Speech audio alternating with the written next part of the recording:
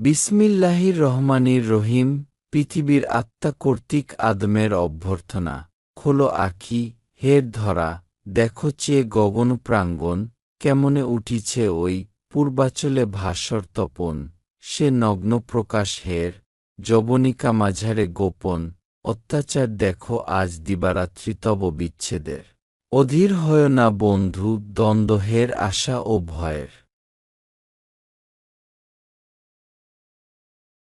তোমারই সেবক এরা, ঘনকটা মেঘ বরিশার, তোমারই আনন্দ লাগি নীলাকাশ, স্তব্ধ চারিধার।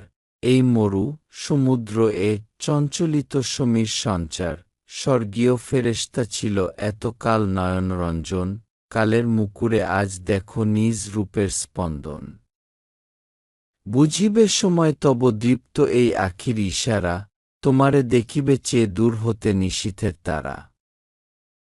কল্পনা তোমার শূন্যে চলে যাবে মুক্ত সীমাহারা, গগন ভেদিয়া মর্ধ্বে উঠে যাবে তব দীর্ঘশ্বাস। আমিরে রচনা করো, দেখো তার দুরন্ত প্রকাশ।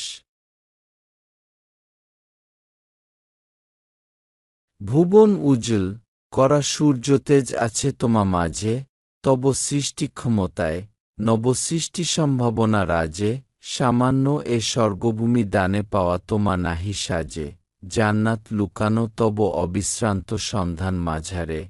হে মিতপুত্তলি, তুমি ঘূর্ণিপাড়া হের আপনারে। তোমার হৃদয় বিনা ঝঙ্কারিত চিরকাল ধরে।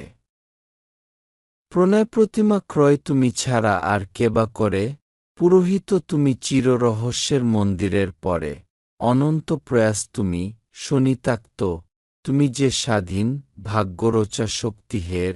ওগো বিশ্বনিয়তি আসীন, আলহামদুলিল্লাহ।